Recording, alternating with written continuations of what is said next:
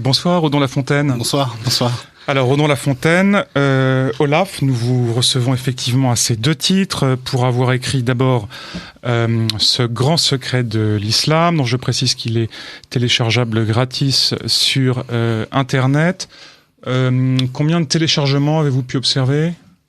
Oh là, c'est difficile à quantifier. Depuis mon site en direct, je suis à 55 000, peut-être plus que ça. Alors, il y a un puis après, site ça circule. un site homonyme, voilà. Le Grand Secret de l'Islam. C'est tout ce que je peux mesurer, en fait. Parce qu'après, ça circule dans la nature et... ça circule, oui, de main en main. Et voilà, de bouche à oreille. Par mail, de façon virale. C'était le but de la manœuvre et ça marche très bien. Alors, on va y revenir, évidemment. Le Grand Secret de l'Islam, c'est... un effort conséquent de vulgarisation, avec force pédagogie, d'une thèse intitulée « Le Messie et son prophète », publiée il y a plusieurs années sous la plume du père Édouard Marie-Gallet. Mmh. Vous êtes intéressé à ces travaux, vous avez voulu les porter à l'attention du plus grand nombre dans une langue évidemment plus accessible. Exactement. Le père Édouard Marie-Gallet a soutenu une thèse en théologie et histoire des religions. Le moins qu'on puisse dire, c'est que c'est pas accessible au plus grand nombre. Il a rassemblé une énorme documentation, il s'exprime dans un langage assez châtié, et il s'est surtout attardé sur des points durs, des points délicats de l'histoire, mais il n'a pas vraiment raconté l'histoire.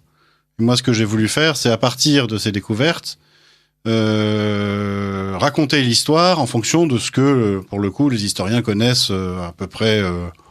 sans difficulté pour ce qui est, je sais pas moi, de l'opposition entre les Perses et les Byzantins.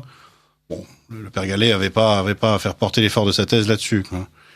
Et ce faisant, ça m'a fait approfondir ce sujet de l'islam et me rendre compte, comment on pourrait appeler ça, rendre compte en fait de ce qu'il y avait de ce qu'il y avait dans le moteur de la voiture islam, en fait. Essayer de comprendre un peu ce qui se passe dans la cuisine. Mobile.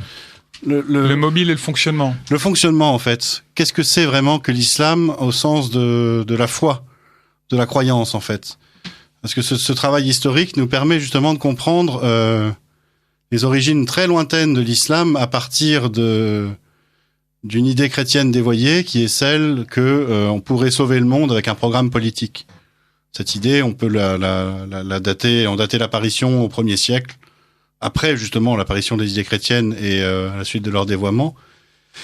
Et de fait, on a avec l'islam une des premières, comment on pourrait appeler ça, une des premières idéologies qui se déploie dans l'histoire. Une idéologie, on peut la définir comme étant un système politique qui se sert de la notion de salut, de la notion de délivrance du mal, pour se légitimer, pour se justifier en fait.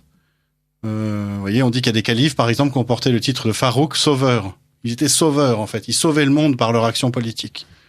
Et ça, c'est ce qu'il y avait aux origines même de l'islam, et puis qui s'est transformé en diverses péripéties au fil d'un long processus historique dans l'islam qu'on connaît aujourd'hui.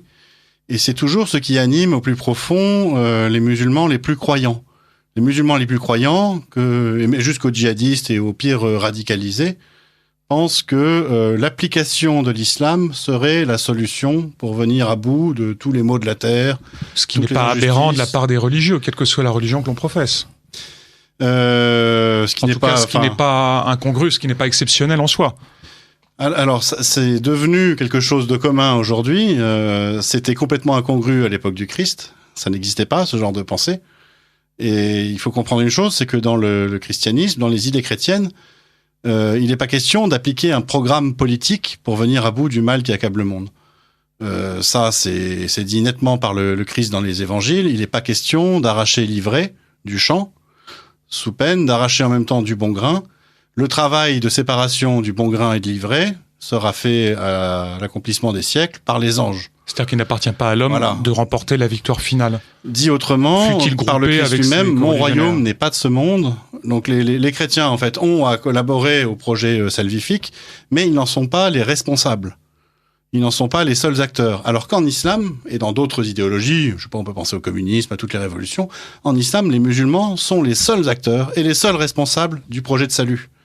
Et ça a un effet dans les consciences qui est tout à fait différent. C'est un salut qui est bien plus collectif qu'individuel.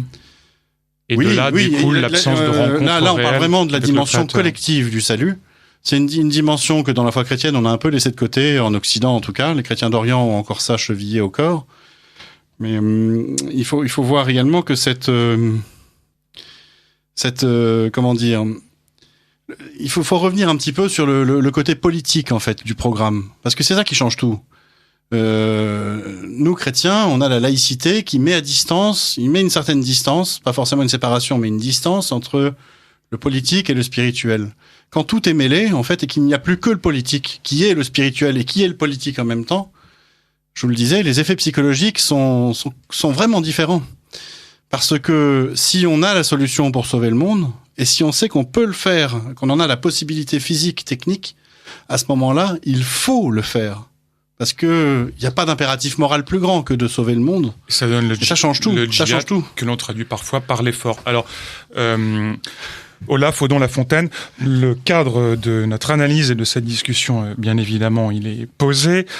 Vous avez publié avant de parler de cette semaine, il faut dire que vous avez donc non seulement publié Le Grand Secret de l'Islam, travail de vulgarisation de la thèse. Merci beaucoup. De la thèse du père Édouard Marie-Gallet, mais vous avez publié, il y a précisément un an, en mai 2017, également avec le père Michel Viau, La laïcité, mère porteuse de l'islam, que Rémi Brague avait préfacé aux éditions Les Impertinents. Et puis, cette semaine, il ne s'agit que d'une tribune, mais d'une tribune assez longue. Vous avez publié un article qui a attiré mon attention, intitulé « Manifeste contre le nouvel antisémitisme, entre dénonciation nécessaire mais incomplète et dilettantisme irresponsable ». C'est intéressant, Olaf, qu'avec vos connaissances théologiques, vous ayez pris en quelque sorte position dans ce débat. Et je voudrais que notre entrevue suive une sorte de fil rouge, c'est-à-dire qu'au lieu de se demander continuellement si nous sommes en guerre contre l'islam, peut-être vaudrait-il mieux se demander qui est réellement l'ennemi de l'islam, ce qui nous permettra non seulement de évoquer vos travaux et de résumer le grand secret de l'islam, mais également de tracer les contours de cette religion. Alors, en premier lieu, puisqu'on voit bien que la France n'est pas seule touchée par les attentats, je pense notamment à l'Afghanistan ces jours derniers, on peut se demander si tout bonnement le premier ennemi de l'islam, ce ne sont pas les musulmans eux-mêmes. Beaucoup en tout cas sont beaucoup le disent. Victimes. Moi je vous dirais que le premier ennemi de l'islam, c'est la réalité. Il faut comprendre que l'islam, par nature, est en guerre contre le mal. Et qu'il identifie le mal à des catégories politiques de personnes, qui sont les mécréants, en fait, ceux qui ne sont pas musulmans. Alors la guerre, elle peut être effective aujourd'hui et maintenant, c'est ce qu'on appelle le djihad, et les injonctions au djihad sont assez fortes dans le Coran. Mais elle est aussi vécue dans le long terme par l'islamisation progressive du monde qui vient à bout des non-musulmans et qui donc petit à petit est en train de vaincre le mal. Et puis l'espérance finale des musulmans, le grand soir, le jour du jugement, lorsque les morts ressusciteront et que toute la terre sera à ce moment-là complètement rendue à l'islam et que les mécréants seront exterminés. Donc vous voyez, alors, il y a une mécréance interne à l'islam. Les mauvais musulmans dans une certaine mesure, mais principalement les non-musulmans, les mécréants, c'est-à-dire les juifs, les chrétiens, les non-musulmans. Les non-musulmans, selon ce que l'islam a développé comme eschatologie. Hein, et ceux également dans le chiisme ou dans le sunnisme. C'est à peu près les mêmes scénarios, même si les modalités diffèrent un tout petit peu. Est-ce que vous-même, Olaf, quand vous ne distinguez pas plus que cela le chiisme du sunnisme, vous n'êtes pas victime d'une conception un peu hiératique, un peu monolithique d'un islam qui finalement est plus... dont on dit souvent qu'il est plus divers qu'il ne pourrait le croire, dont vous dites vous-même qu'il est aussi une pratique. Extrêmement divers. Forcément, quand on voit un Marocain, un Indonésien, un Ouzbek ou un Saoudien, tous musulmans, on peut se demander s'ils partagent la même religion. Mais ils se retrouvent quand même sur certains points d'apparence, le même Coran, y compris entre sunnites et chiites, le même pèlerinage à la Mecque, tenu par les Saoudiens, et plus profondément, la même croyance que l'islam est la solution à tous les problèmes. Alors, c'est cette croyance qui est au fondement de l'islam, et elle va se décliner. Chez un musulman très spiritualiste, il va avoir ça d'une façon un peu ésotérique, Et il va avoir une lecture peut-être plus personnelle du fait que l'islam sera la solution à tous les maux. Chez un musulman révolté, par exemple, par les injustices que vivent les Palestiniens, on pourra le voir se précipiter, et ça a été le cas, par exemple, de nombreux musulmans palestiniens dans la bande de Gaza, dans les bras du Hamas, qui développe un discours expliquant que l'islam sauvera les Palestiniens de l'injustice dont ils sont les victimes. Ce qui explique une certaine radicalisation, réislamisation des Palestiniens, en fait. Et ça, on ne peut la comprendre que en comprenant cette orientation profonde de l'islam qui se veut un combat politique contre le mal. Alors, ce combat contre le mal, évidemment, il prend la forme d'un moralisme. Ce moralisme, on peut se demander s'il est authentique ou s'il s'agit d'une tartufferie. À la fin du Grand Secret de l'Islam, dans sa conclusion, vous concédez évidemment aux musulmans un certain nombre de valeurs. Je cite, « Ces musulmans trouvent au quotidien dans l'islam un espoir, une transcendance et des valeurs traditionnelles de bon sens, respect de la famille, morale individuelle, règles de conduite en société. » Point de suspension, fin de citation. Puis vous ajoutez qu'ils y trouvent aussi une fierté, et j'imagine que le sens de cette fierté, c'est la corruption qu'elle exercerait, que cet orgueil exercerait parmi des vertus, finalement, on pourrait parler de décence commune.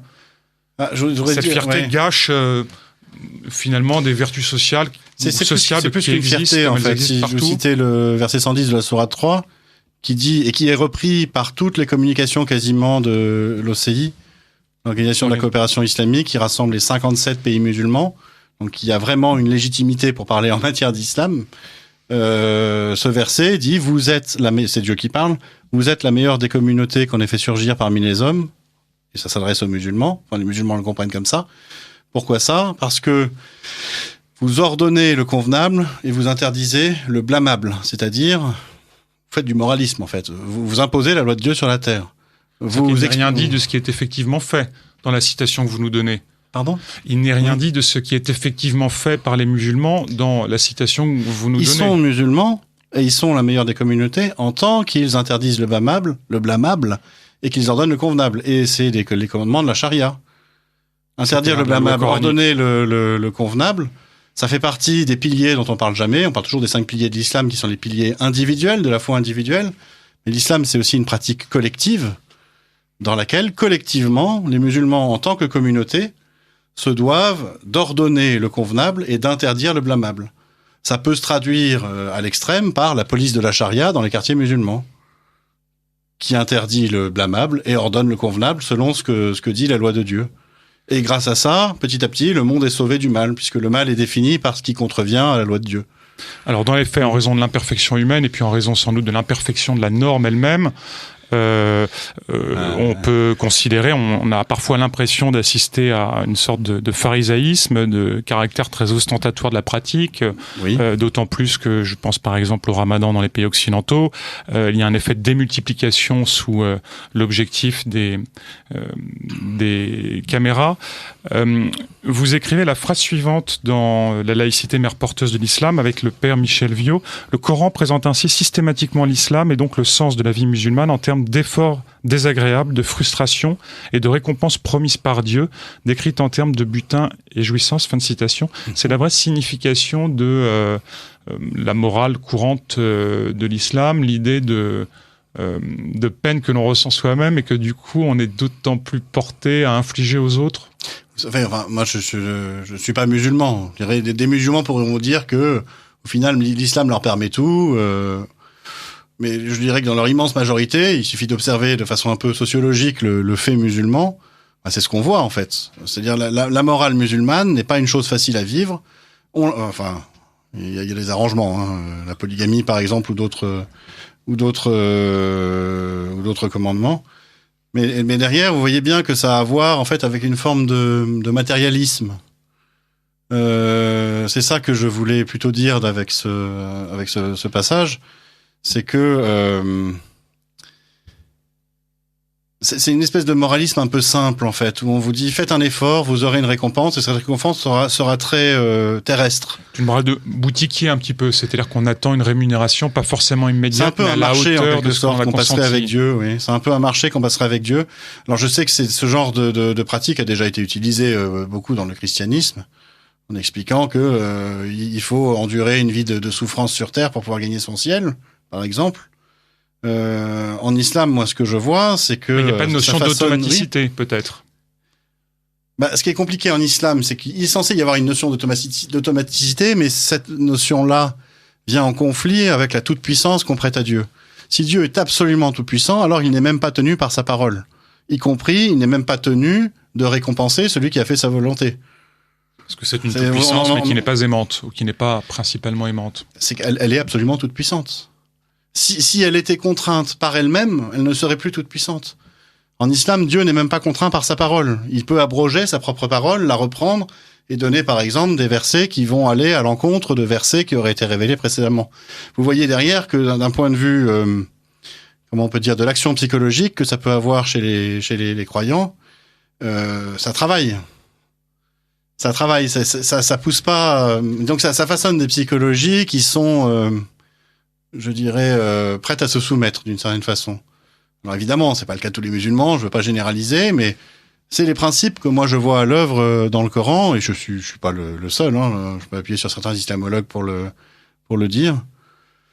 Mais pour revenir à ce que vous disiez, derrière, il faut comprendre que la foi musulmane, elle pousse à un matérialisme en fait. Elle pousse à chercher ici-bas sa propre récompense. Même s'il y a la promesse du paradis, le paradis reste quand même décrit de façon hyper matérielle, avec des petits garçons et des vierges et des mets délicieux et des rivières de vin. Extrêmement matériel. Hein.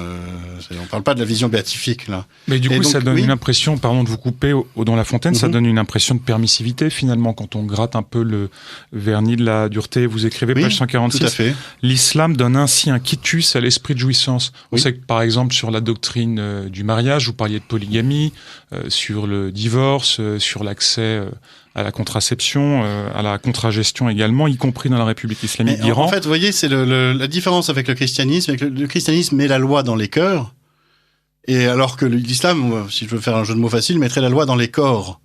Et la loi, elle va pas arriver à contraindre le cœur vraiment. Elle peut pas changer les cœurs, la loi musulmane, parce que elle va se contenter de l'extérieur.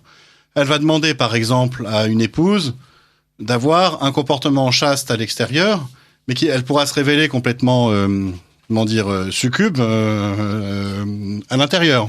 Et c'est tout à fait l'intérieur compatible. du foyer, Oh, du domicile conjugal. Exactement. Regardez par exemple comment certaines femmes ultra voilées, soi-disant pour leur pudeur, se maquillent, mais outrageusement comme on n'a jamais vu ça, juste la fente qui dépasse où on voit les yeux. Et on n'ose pas imaginer ce qu'il y a en dessous, quoi. Et pensez à ce que ça fait chez certains musulmans frustrés, quoi. Vous voyez que c'est assez curieux. En fait, on met en avant des comportements de pudeur et des commandements de chasteté, soi-disant, mais dans les faits, en fait, à partir du moment où on a respecté l'apparence de ces commandements, les vannes sont ouvertes, quoi. Et dans le rapport à l'argent, alors, Olaf?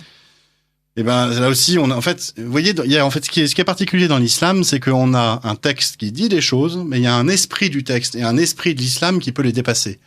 C'est-à-dire que vous avez dans le Coran une régulation de ce que pourrait être le prêt à intérêt, une interdiction même de l'usure. Mais dans les faits, les musulmans ont trouvé des moyens de dépasser ça sans problème.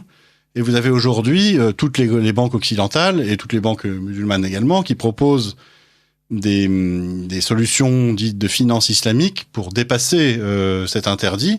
Et ça marche très bien. Vous verrez que les grands émirs saoudiens ou les dirigeants de pays musulmans riches à millions n'ont aucun problème pour placer leur argent où ils le souhaitent, en fait. Derrière, vous voyez, il y a une forme d'hypocrisie. Ce dont on se rend compte, c'est que l'islam, en tant qu'il est un matérialisme, il est extrêmement soluble dans la mondialisation et dans la mondialisation financière. Il en est même d'ailleurs un élément important. Il y a quasiment, j'en parlais dans la laïcité mère porteuse de l'islam, une fusion même de certains intérêts. Quand on voit par exemple que la fortune des Ben Laden, la grande famille des Ben Laden saoudienne, Bon, on connaît Oussama, mais la famille là-bas est vraiment influente et a fait toute une fortune dans le BTP. Elle est gérée avec la fortune des Bush dans le fonds de gestion Carlyle. Bon, vous voyez, on est dans un entre-soi mondial financier où au final, qu'on soit musulman, qu'on soit comme Oliver Sarkozy d'origines diverses, qu'on soit un WASP à la George Bush, ça change pas grand-chose. Au final, il y a également des musulmans dans l'hyperclasse mondiale, c'est ce que vous dites, mais pour autant, ce ne sont pas des autorités religieuses. Alors, il y a effectivement l'ambiguïté du personnage de Ben Laden. Vous dites que ce ne sont pas des autorités religieuses.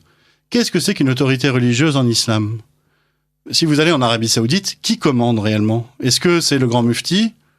Ou est-ce que c'est le Mohamed Ben machin, là, Ben Salam, je vais oublier son nom. Salman, excusez-moi. Mohamed Ben Salman ou son père.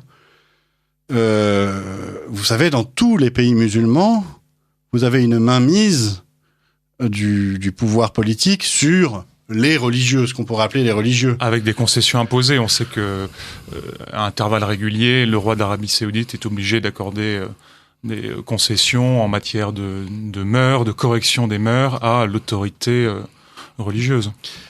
Oui, mais il faut pas penser que ça procéderait d'une distinction des pouvoirs, d'une forme d'augustinisme. Faut voir qui a la main sur qui.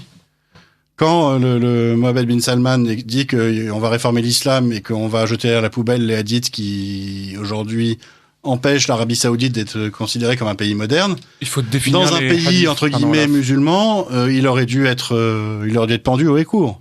Est-ce que vous pouvez définir les hadiths ? C'est les propos qu'on a prêtés au prophète de l'islam, Mahomet, et à ses compagnons, et qu'on a mis par écrit petit à petit à partir du 9e, 10e, 11e siècle, et qui constituent l'essentiel du corpus, enfin une grosse partie du corpus de la tradition musulmane. Alors, tradition sunnite pour les sunnites, il y a également une tradition chiite avec des hadiths chiites pour les chiites. Et c'est un élément très important de la foi musulmane. C'est-à-dire que sans le hadith, vous comprenez pas en fait ce qu'il y a dans le Coran. Ou du moins, sans le hadith et la sira étant la biographie de Mahomet, vous êtes complètement largué pour comprendre ce que signifie le Coran. En fait, on a besoin de ça pour savoir que le messager, ça désigne Mohamed et pas quelqu'un d'autre. Ça pourrait désigner Jésus ou Moïse. D'ailleurs, de temps en temps, c'est le cas. Je sais pas moi, cette ville, ça désigne la Mecque, par exemple. Ça désigne l'ange Gabriel. Toutes ces gloses qu'on rajoute dans les Corans pour en faciliter la lecture, elles viennent de la tradition musulmane elle-même. Si vous prenez un Coran sans ces gloses-là, et même si vous prenez un Coran dans les états dans lesquels on les trouve on va dire au 8e ou au 9e siècle, je mets quiconque au défi de le comprendre, en fait. À part certains chercheurs aujourd'hui qui font ce travail de reconstruction des Corans primitifs, on est face à une aporie complète. Ouais. C'est-à-dire que contrairement à une idée très répandue, en islam, le Coran ne suffit pas. Et exactement. Il n'y a pas que le Coran. Exactement. Il y a un appareil qui est. Moi, je me suis souvent fait la remarque, critique, mais qui adjoint l'étude du Coran. Prenez je vais vous citer 2 exemples. Prenez une personne non musulmane qui n'a jamais entendu parler de l'islam et qui est vraiment naïve et candide en matière de religion, qui connaît rien. Vous la mettez dans une pièce, vous l'enfermez qu'un Coran pendant 2 mois. Un Coran sans glose, sans rien. Est-ce que vous pensez qu'elle sortira musulmane ? Est-ce que l'islam vient du livre, en fait ? C'est la question. Ou est-ce que le livre vient de l'islam ? Il est difficile d'invalider des témoignages de conversion, mais... Alors, moi, je vais vous citer un autre exemple. À Magnanville, il y a 2 ans, vous vous souvenez, il y a eu 2 policiers abominablement égorgés par à leur domicile. Voilà, à leur domicile, devant leur petit enfant. Là, c'est un couple de policiers. Et comment il s'appelle ? Je crois que c'est Larossi Abala, je crois, qui avait commis ce crime. L'a fait dans c'était son djihad. Il a enregistré une vidéo sur place avec les corps qui se vidaient de leur sang à côté, en expliquant combien sa démarche était fondée dans l'islam, les commandements du Coran et ainsi de suite. Bon, ok. Et ensuite, il a été attrapé et la communauté musulmane de Magnanville, Mantes-la-Jolie, tout ce territoire-là a été éminemment choquée, comme beaucoup de gens, parce que c'est quand même abominable ce qui s'est passé. Et courageusement, des musulmans là-bas se sont lancés dans une manifestation comme on en a peu vu après des attentats de ce genre-là, mais eux l'ont fait. Il faut vraiment saluer leur courage, pas tous, mais certains. Et en tête de la manifestation, ils portaient une grande banderole. Je crois que c'était musulmans de Mantes-la-Jolie ou musulmans du territoire contre la barbarie. C'est-à-dire qu'ils identifiaient ce membre de leur communauté enterré dans leur cimetière musulman selon leur rite musulman, qui avait justifié son crime par leur Coran en citant le Coran, comme un barbare. Et donc en fait, vous aviez des centaines de musulmans qui manifestaient pour dire, grosso modo, le Coran n'est pas le Coran, ou le Coran n'est pas notre foi. Vous avez quelqu'un qui applique le Coran à la lettre, et on manifeste contre lui. C'est donc que derrière, il y a quelque chose dans l'islam de supérieur au Coran. Et c'est cette foi dont je vous parlais, c'est cette croyance, cette espérance que l'islam va sauver le monde. Et ça, en fait, une fois qu'on a compris ça, on comprend que c'est ça qui est premier, et que derrière tout le reste, le Coran, l'histoire de Mahomet, l'histoire des califes, toute la tradition musulmane, elle ne vient qu'après cette espérance première pour la justifier, pour lui servir de béquille. Mais qu'elle ne procède pas, en fait, vous voyez, l'islam ne procède pas de ces textes, mais les textes sont venus petit à petit pour justifier l'islam. Et c'est d'ailleurs ce que montre la recherche. On a parlé tout à l'heure du Père Gallet. Ces travaux sont poursuivis à bien des niveaux par bien des chercheurs. On a montré maintenant que le Coran procède d'un long processus d'édition, de construction, et qu'il n'est pas né armé et casqué au 7e siècle, mais que, grosso modo, ça a pris à peu près 200 à 250 ans pour que la langue soit formée, on apprenne à écrire correctement l'arabe de façon à rendre compte d'un discours à l'oral, et que on aboutisse au premier recueil à peu près complet à la fin du 9e siècle. Vous êtes sur Radio Courtoisie, en direct du Libre Journal des Chevaux Légers. Luc Le Garsmer reçoit ce soir Olaf, auteur du Grand Secret de l'Islam et co-auteur de la laïcité, mère porteuse de l'islam. Vous pouvez poser vos questions au 01 46 51 00 85 ou par courriel à courtoisie@radiocourtoisie.fr. Alors, Odon Lafontaine, Olaf, dans cette tribune que je citais tout à l'heure, vous écrivez « Il n'y a pas vraiment d'antisémitisme musulman, mais une exécration de tout ce qui n'est pas musulman ».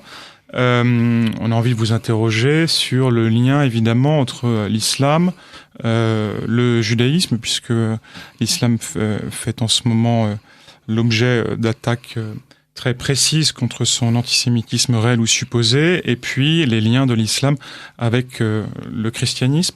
Est-ce que vraiment, Olaf, l'islam ne distingue pas entre les juifs et les autres hommes, les juifs et les autres croyants, les juifs et les polythéistes ? Vous avez deux niveaux de lecture de l'islam. Vous avez celui de la foi des musulmans. C'est ce que j'ai écrit un petit peu dans ce manifeste en disant il n'y a pas vraiment d'antisémitisme musulman, mais il y a une exécration de tous les mécréants. Et après, à partir de ce mouvement premier, vous avez une codification de cette exécration en différentes qualités.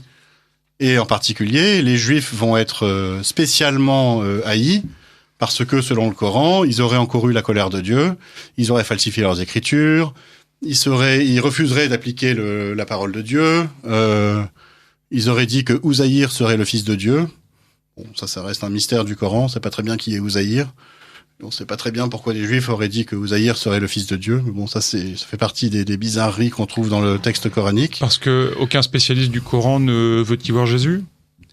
Non, c'est un verset qui dit les Juifs ont dit Ouzaïr est le fils de Dieu, les chrétiens ont dit Jésus le Messie est le fils de Dieu, que Dieu les anéantisse. Bon, c'est pas un verset très comment on pourrait dire intelligible, amical pour les mécréants, mais intelligible, oui. On se demande bien qui est le Ouzaïr en question. En fait, vous avez dans le Coran tout un lot d'avanies contre les Juifs sur différentes thématiques. Il faut voir qu'ils sont pas les seuls à être ainsi traités. Et en particulier, les chrétiens en prennent pour leur lot largement dans le Coran, soit sous le vocable de nazaréen, que la tradition musulmane veut comprendre comme désignant les chrétiens, soit sous le vocable d'associationnistes, mushrikoun, que la tradition musulmane assimile à des polythéistes et par extension aux chrétiens qui, en associant soi-disant le Christ et l'Esprit Saint à Dieu, pratiqueraient une sorte de polythéisme déguisé en monothéisme. Et je vous le disais, tout le monde en prend pour son grade en fait dans le Coran. Alors tout le monde, pardon, mais il y a quand même un très grand flou, puisque ce que vous écrivez à la suite du père Édouard-Marie Gallet dans Le Grand Secret de l'Islam, c'est que ces Nazaréens ne seraient pas les chrétiens. Oui, oui, bien sûr. Au 7e siècle, il faut comprendre ce que veut dire Nazaréen. Quand on dit ça veut dire chrétien, c'est pas vrai. Chrétien, il y a un mot en arabe pour dire chrétien. Chrétien, on sait très bien ce que ça veut dire messianique, qui se rapporte au Messie, à loin. Mais le mot, pardon, est sur le titulus, sur le panneau au-dessus de la tête du Christ en croix. Donc ce mot nazaréen, couramment renvoie directement. Mais comprenez bien que d'un point de vue étymologique, il ne veut pas dire messianique. Il veut dire autre chose. Il se rapporte à la racine NZR en araméen et en hébreu, qui est assez complexe à manier, qui pourrait vouloir dire le gardien, qui se rapporte également à le gardien, le protecteur, garder, protéger. De là, il peut y avoir des sens dérivés vers la royauté. Ça a à voir, par exemple, aussi avec ce qui est annoncé dans les prophéties à propos chez Zacharie, je crois, qui parle d'un reste, un netzer. Il y aura un rameau qui surgira de la souche de Jessé. Le rameau, c'est un netzer. Et c'est la même racine et le même mot que nazaréen. Nazareth, c'est la ville du Netzer, c'est la ville peuplée par les descendants de David. Et c'est aussi une des raisons peut-être pour lesquelles Nazareth s'appelle Nazareth. Et Jésus s'appelle Nazaréen parce qu'il vient de Nazareth, tout autant que parce qu'il est lui-même un descendant de David, donc un Netzer, un rameau surgit de la souche de Jessé. Tous ces sens-là sont complètement écrasés dans l'islam. Nazaréen ne veut rien dire étymologiquement. On est renvoyé en fait à une identité de chrétien. Pourquoi ça ? Parce que les tout premiers chrétiens, à l'image de Jésus de Nazareth, comme le Titus Crucis le disait, se sont appelés Nazaréens. Mais ce mot n'a un sens que dans la culture araméo-hébraïque, ou araméenne plutôt. Quand on s'éloigne de cette culture-là, il n'a plus de sens. Et très rapidement, à Antioche en particulier, les chrétiens ont été nommés messianiques. Alors, Christianoi dans le texte grec, Mchiae dans le texte en araméen, Machia, le Messie. Et on a tout lieu de penser qu'à Antioche, on parlait le grec, certes, parce qu'on était dans le bassin méditerranéen, mais également aussi l'araméen d'Empire, parce que c'était la grande langue du peuple juif déjà, et puis la langue de la diplomatie et du commerce à cette époque-là dans le monde entier. Et puis petit à petit, mis à part chez les chrétiens d'Inde, les chrétiens de Saint Thomas, qui s'appellent toujours Nasrani d'ailleurs, on a abandonné ce mot de nazaréen qui, dans une autre langue que l'araméen, est incompréhensible en fait. Et il n'y a que en fait chez ces chrétiens de Saint Thomas qu'on a continué à garder l'usage du mot. Au 7e siècle, on n'a plus de traces de l'usage de ce mot de nazaréen, hormis où ça, chez les pères de l'Église, chez certains historiens de l'Église, qui identifient des sectes judéo-chrétiennes qu'ils appellent nazaréens ou nazaréennes, comme Saint Jérôme par exemple, qui parle des nazaréens, et qui sont des juifs qui ont reconnu le Christ comme Messie, mais qui ont conservé la pratique de la loi mosaïque, et qui derrière, dans l'appréciation qu'en donnent ces différents historiens et pères de l'Église, on comprend, ne sont pas vraiment des chrétiens en fait. Ce Jésus n'est pas le Fils de Dieu, n'est pas le Seigneur et Sauveur, il est avant tout comment on pourrait dire ça ? Il est avant tout ce que les prophéties, une certaine interprétation des prophéties juives voulait voir. Chez, je crois que c'est Épiphane de Salamine, on a une description des Nazaréens en Syrie comme étant des Juifs ayant reconnu Jésus comme le roi d'Israël et attendant qu'il restaure la royauté. Si je me trompe pas, je dis ça de mémoire, il faudrait que je retrouve les textes. Vous voyez qu'on est un peu loin là de la conception du Jésus de Nazareth tel qu'il a été en fait. Donc cette communauté attend toujours le Messie, elle s'oppose aux chrétiens en formation, elle s'oppose aux chrétiens qui voient le Messie dans Jésus, mais également... Elle s'oppose également aux autres juifs. On a affaire à des communautés juives, entendons-nous.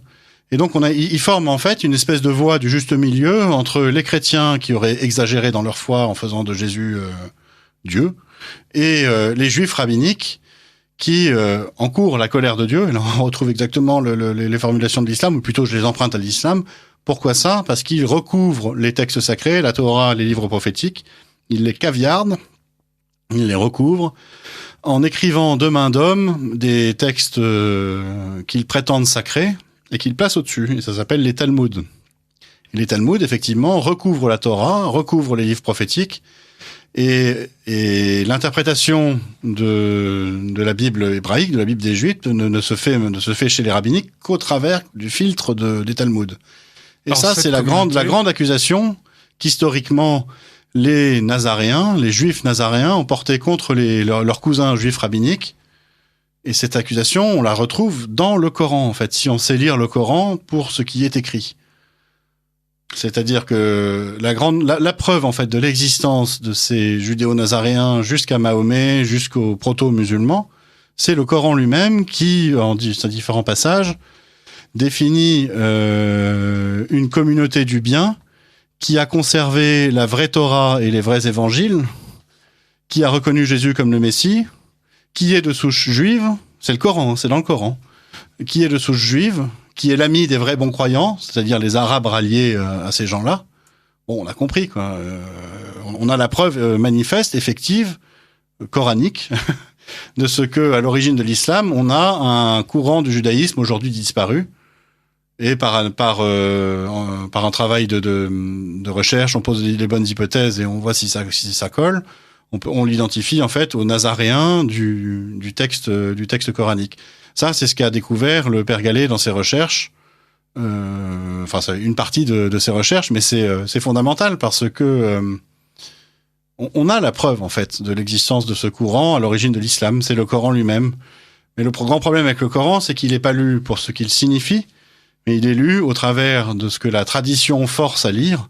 C'est-à-dire que la tradition, quand elle donne des sens aux mots, par exemple, Jean du livre dans le Coran, c'est le vocable que la tradition explique comme désignant les juifs et les chrétiens qui auraient reçu un livre sacré.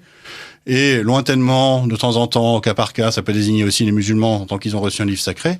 Mais si on va regarder un peu ce que ça signifie en vrai, c'est-à-dire si on va regarder toutes les occurrences du mot dans le Coran, on voit bien que Jean du livre, ça veut pas dire juif et chrétien, ça veut dire juif, Jean de la Torah, Jean de l'écriture, Jean de la loi écrite. Exactement. Alors, Olaf, pardon de vous couper, dans La Fontaine, mais c'est des développements. Non, mais c'est intéressant parce qu'on comprend qu'il y a un courant sectaire, une sorte de schisme au sein du judaïsme, dû à l'incarnation, dû à l'apparition du christianisme. Il y a une alliance entre un peuple qui va endosser le projet messianique. Alors cette alliance, elle va être rompue.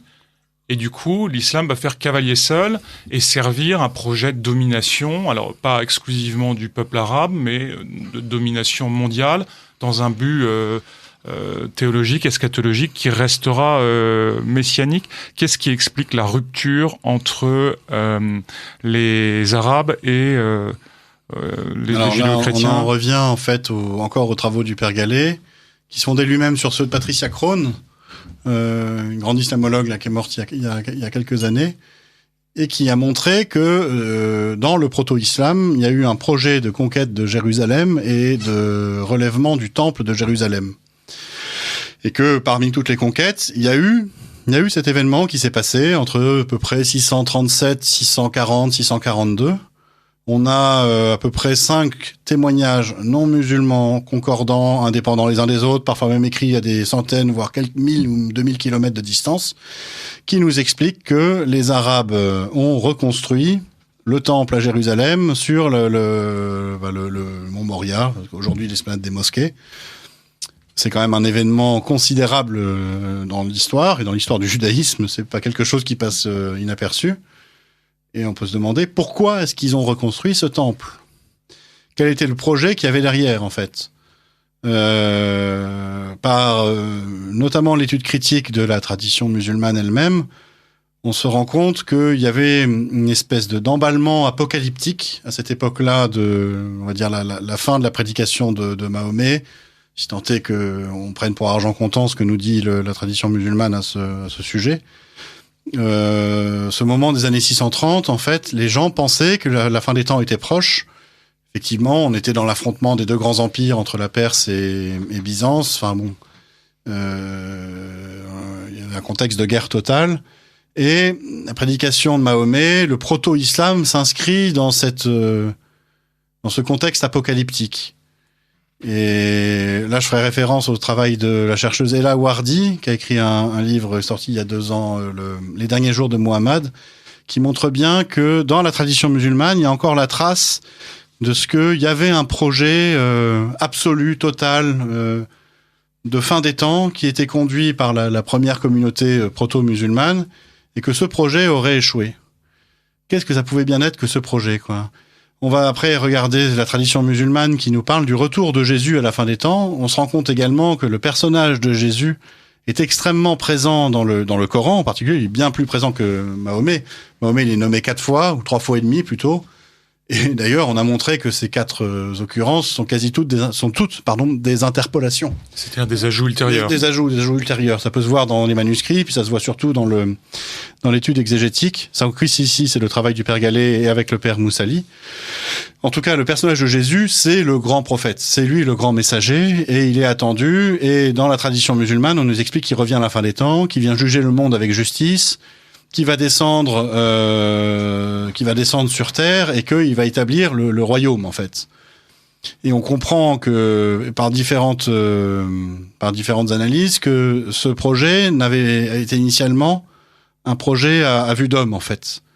Il y avait la volonté, l'espérance que Jésus allait redescendre ici, maintenant, tout de suite, pour, dans le contexte apocalyptique, sauver le monde du mal, en fait. Or, la parousie ne se produisant pas... Voilà, la parousie ne se produit pas. On peut penser que la crise entre les Arabes et les Juifs inspirateurs, les Juifs nazaréens inspirateurs, a pu se produire à partir de ce moment-là. On en a certains échos possibles dans la décision du calife Omar d'expulser tous les Juifs d'Arabie vers 640 ou 42, quelque chose comme ça. Je vous dis ça de mémoire, mais je crois que c'est dans ces eaux-là. On a la tradition musulmane qui, de façon assez inexplicable, nous raconte comment, d'un coup d'un seul, on se serait mis à massacrer tous les Juifs avec qui on était alliés auparavant, ce qui est quand même un retournement de veste assez important. On a des sources extra-musulmanes contemporaines au 7e siècle. Je pense à une chronique arménienne dite du pseudo-Sébéos, qui nous raconte l'opposition et la dispute entre les Arabes et les Juifs, justement à propos de l'occupation du temple reconstruit et des sacrifices qu'il fallait y faire et du type peut-être de culte qu'il fallait y mener. Et on peut imaginer tout à fait que la crise entre les Juifs nazaréens et les Arabes se soit produite à cause de ça, à cause de l'échec du projet de faire revenir Jésus en rétablissant le vrai culte juif sacrificiel à Jérusalem avec le vrai temple et des vrais Juifs obéissant aux vraies règles de Moïse. Alors, les années et les siècles et plus d'un millénaire a passé depuis. Odon Lafontaine, on voit bien comment le Coran incréé est un mythe. On voit bien quelle est l'historicité du Coran d'abord, de l'islam ensuite. Je voudrais arriver à une question qui sera une question finale, mais qu'il faut développer. C'est la question autour d'une expression un peu étonnante à laquelle beaucoup prétendent aspirer. Je veux parler de l'islam des Lumières. Alors, est-ce que c'est un oxymore? Est-ce que ça a un sens? Et surtout, est-ce que la réforme, on voit bien que l'islam a continuellement été fait et refait, c'est ce que vous avez expliqué ce soir. Est-ce que la réforme adoucit ou au contraire radicalise en matière d'islam? Alors, il faut comprendre que la réforme en islam, elle n'a pas du tout le même sens que ce que l'Occident a donné au mot de réforme. Chez nous, dans nos sociétés post-chrétiennes sécularisées, réforme, ça veut dire mettre de l'eau dans son vin, de messe, et en quelque sorte mettre la religion à distance pour remplacer grosso modo par les droits de l'homme. Voilà à peu près la chose dite de façon très très rapide et un peu crue. En islam, la réforme, c'est le retour au principe de l'islam.